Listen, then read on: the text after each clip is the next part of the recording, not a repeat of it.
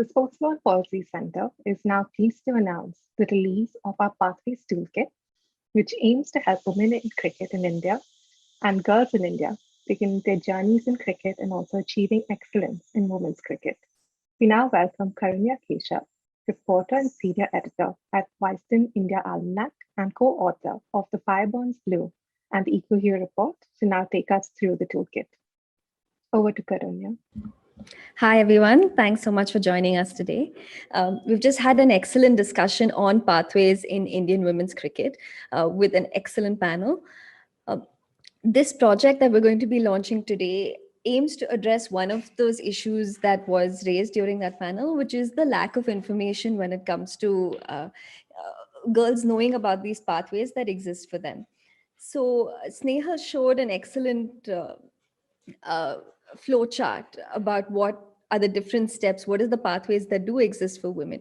Now that is slightly different from state to state. So what we're trying to do with this project, which is releasing a guidebook for girls when it comes to cricket, is to put some structure to what exists in different states and give them that information that they need. So I'm not sure how common it is elsewhere in the country, but very often in Bangalore, when you ask for directions, you'll hear people very confidently tell you, just go straight and at the dead end, you turn right. So that's obviously very counterintuitive, but in some ways, this is like what information is out there on pathways in women's cricket for girls in India. We often set them on this path, but after a point, we just expect them to wing it. This project that we have comes from a very fundamental question that we hear a lot from girls, which is, them saying, I love cricket. Now, how do I play for India? If you've followed Snehal's videos, you'll hear this question coming up a lot in the comments. If you Google for academies, one of the questions that's always there, on their Google listings is, do you have classes for girls? If you go through the social media pages of a lot of these associations, academies, any posts by a lot of these female cricketers, you see this question come up again, how do I play for India? I love cricket. My daughter loves cricket. How does she get into it? And what we found is that there's no single point of information for this. And that is something that, there was evidently a need, but there just was no collection of this information. Now, a few years ago, for a girl to even get to this point would have been quite difficult. One of the people who have spoken to for this project, you'll see her name mentioned on these pages as well. She mentioned how she used to play cricket in the gullies in her village up in North India, but she didn't even know of the existence of women's cricket. She didn't even know that there was a professional women's team that existed that she could aim to be a part of. And this only changed once she met another India cricketer.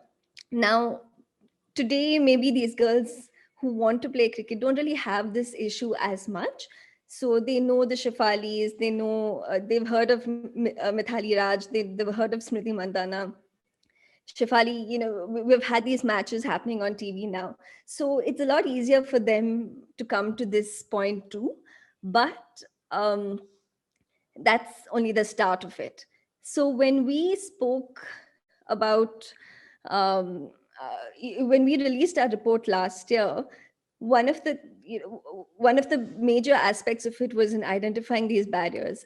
And Snehal spoke about this as well. On her videos, in her presentation, we saw, they did speak about these various barriers that exist.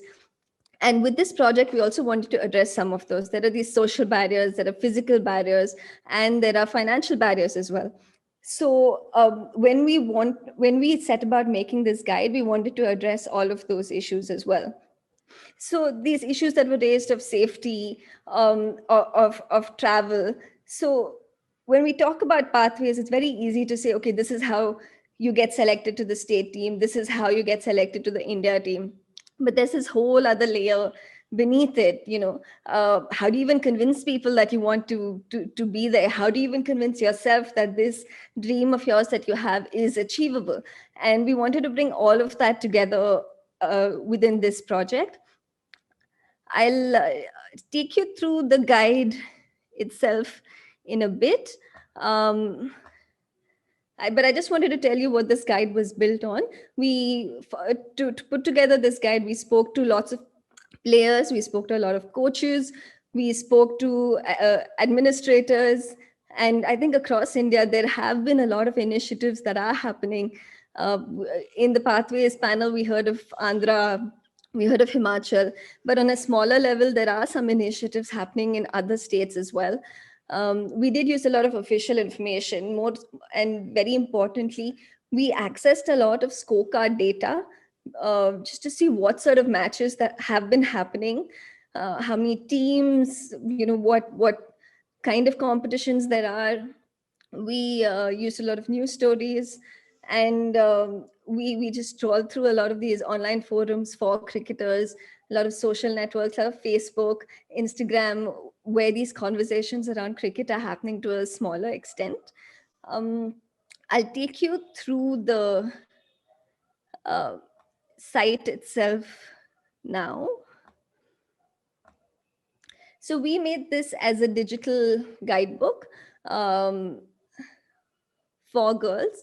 It was what we found is that to a large extent, girls now are looking for this information themselves. Through our conversations last year with a lot of academy owners, we are finding that teens, preteens, they're messaging these academies themselves, either on social media or Instagram especially, asking for this information. So it was very important for us to do it on a digital platform, and make sure that the content, the information here is easy to search for on search engines. You can Google this information. If you see, how do I become a cricketer in Andhra? How do I become a cricketer in Delhi? We wanted this information to show up. So hence we used a digital platform for this. This project speaks to girls mostly themselves, especially teenage girls and their parents. But mostly with the whole aesthetic, we especially wanted to reach out to girls. We have these wonderful illustrations thanks to Shiraja Krishnan. Um, I think through this Equal Hue project, we're trying to normalize girls playing cricket. And I think her illustrations have really helped do that for us. Um, we wanted to make it as inclusive as possible. We wanted, we just wanted girls to look at this to understand that it's a completely normal thing to be playing cricket as a girl. And that essentially is this whole aesthetic with this project.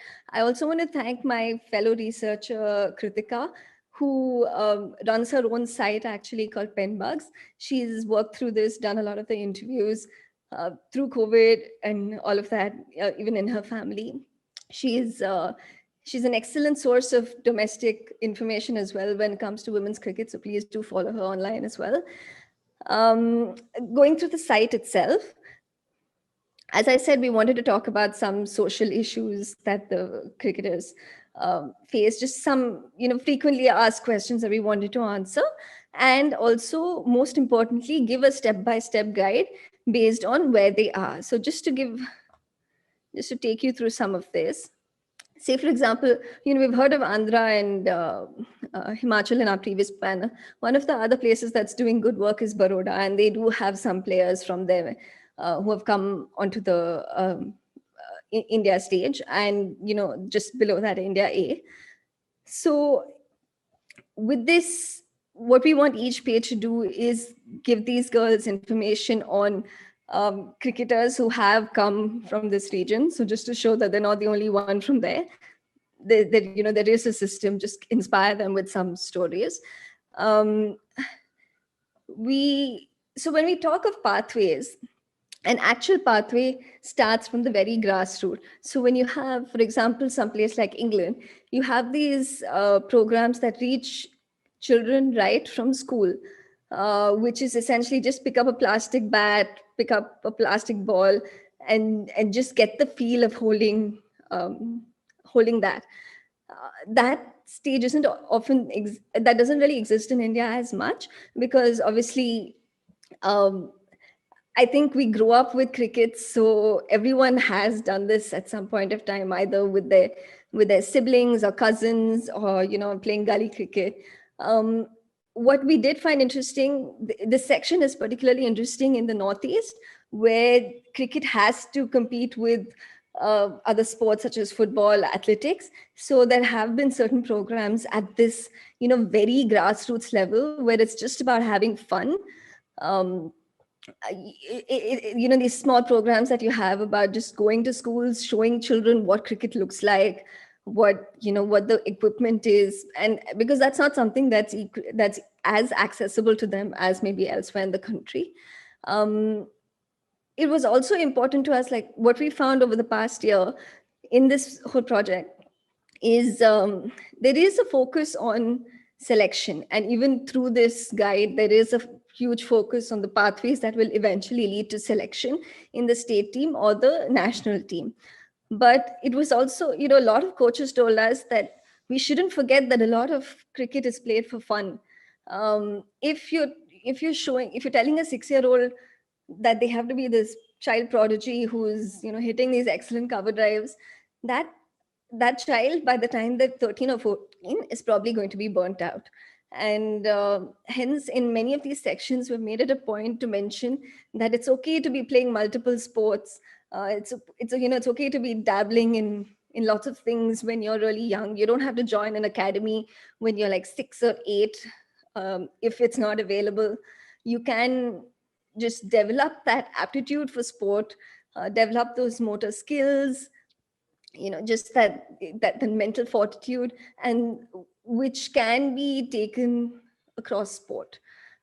And that is something we wanted to include a lot in this section.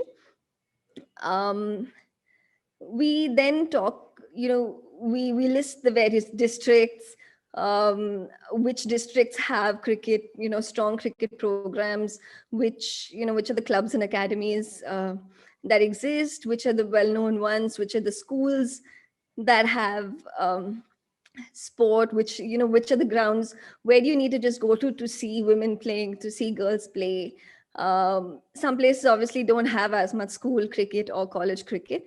We've mentioned, we've put in information where possible. And for example, Baroda has this really nice thing where they do have some practice for multi-day cricket, where they play with the boys, which is very unusual compared to the rest of the country. So, these little bits of information are also there. And obviously, we also have a small section for scholarship and financial aid, because we did understand that financial barriers are something that hold cricketers back. Some of these pages also have individual stories of really young cricketers, quite honestly, and their journeys, how they got into cricket, what steps they took to be selected, where they stand. Just to, we hear very often, you can't be what you can't see. So hopefully seeing these stories also is something that helps put this whole issue in, this whole system in context for a lot of girls who are just starting out. I also want to talk a little bit on the social. Uh, the Okay, actually, let me first talk about. We also have a section on Playing for India, the whole India structure itself, which brings together this whole pathway right from the grassroots to the state and district level, to the various age, zonal level if it exists, and the various age group tournaments, under 19, under 23, senior cricket, the bridge tournaments that exist, that prepare you to see if you are ready for the national team. Hopefully in a few, next time when we update this, we'll be able to put in a women's IPL in here as well. um, but yeah, this should be a comprehensive step-by-step process of what a girl can expect when they play, when they want to play cricket for India. There's um, so we have you can explore the guide yourself. There's plenty that there's plenty to talk about. We talk about whether you can play cricket on your when you have your period, um, you- how to balance studies with cricket, how to talk to your parents, and how to plan your schedules with your parents. And for all of this, where we aren't the experts, we do link out to resources that will help um, girls get more information about all of this. I do urge you to take time to just go through the guide yourself and see what is possible, see what is available. um, so just to go back to what is this what we've learned from this project, speaking to all these various nearly 40 associations that exist, what we learned from this, just to add to what we heard in the previous conversation about pathways, things are getting better. So after the 2017 World Cup, there was a lot of work, there was a lot of goodwill for women's cricket, and there was a lot of work that got started across the country. I think after the 2017 World Cup, there was so many more girls coming to academies, coming for trials. So at some point, the officials also realized that now they have this big pool of girls, they need to give them something to do. And that work did happen by around 2019. So when we did, the information that you find on these pages, you'll see there were a lot of competitions that have had their first edition or a second edition, but then because of the pandemic, everything has been stopped. So I'm not, it's not just the national team that didn't play for nearly a year, but we won't really know what impact this pandemic has had on domestic cricket um, for the next couple of years, I think, because as I said, the tournaments that have been started now, when they'll restart again, and when they restart, will they be the same thing? Will these girls who were coming 2 years ago still come now? These are questions that we don't really know yet. We don't really know the answers yet, but I guess in a couple of years we'll find out. Another interesting thing that was our takeaway from this project is that there is no one size fits all approach. We heard about, again, Andhra, Himachal, how they have residential academies. Kerala is another that does have residential academies and provides education as well. But for different states, there are different requirements. For example, a lot of states have understood that nutrition is one of their biggest issues, because the girls that are coming to trials just aren't healthy enough in a way to take the rigors of cricket. So their programs involve making sure that these girls get good meals, at least when they are playing, and deciding nutritional plans and things like that. In some parts of the country, it's about, these programs are, how do we reach more tribal populations, how do we reach more rural populations. So it's more on the talent hunt side.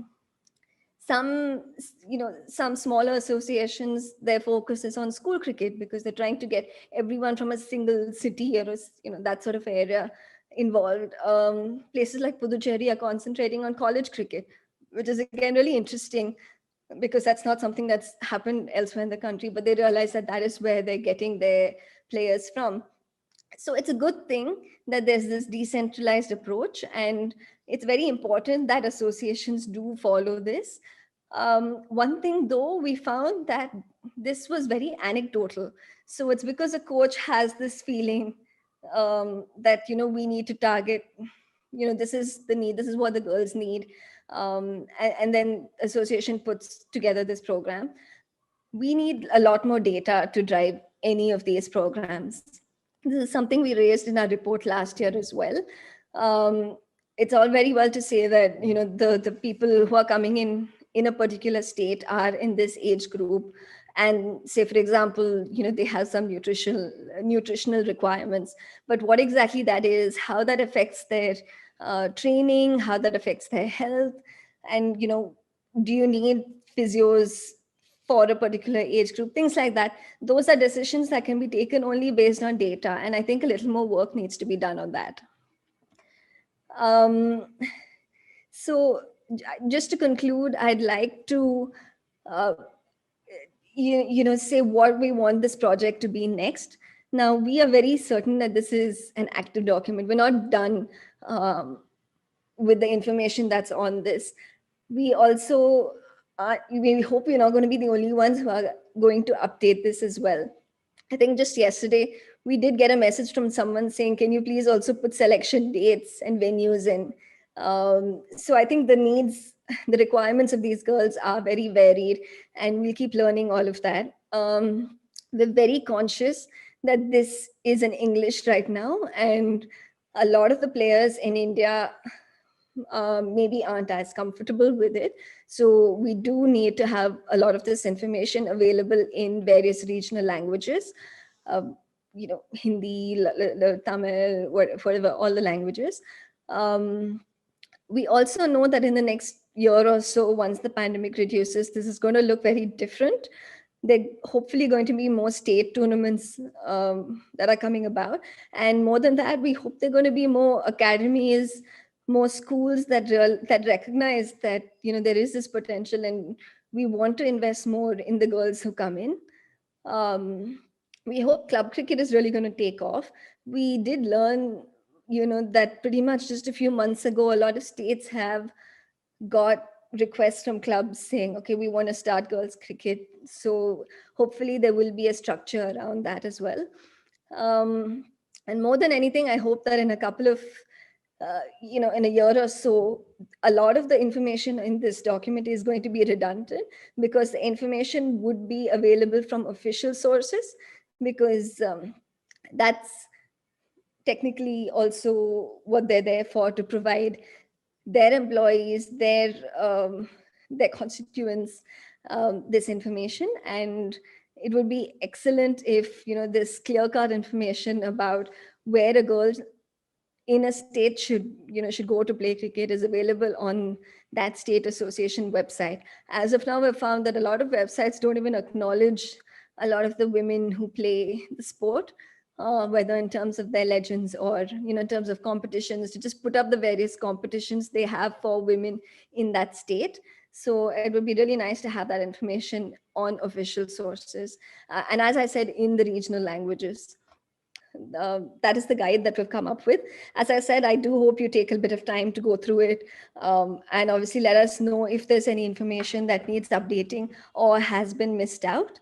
And we're open to all suggestions. Thank you so much. Thanks, Karanya, for presenting the toolkit and the guide for girls in starting their cricketing journeys. We're all eagerly looking forward to accessing the guide on the Equal Hue website. This will be immensely helpful to all the athletes starting their cricketing journeys. A copy of the toolkit will also be emailed to all the symposium attendees. And if you visit the sportslaw.in website, that will redirect you to the Equal Hue website where you can access this as well.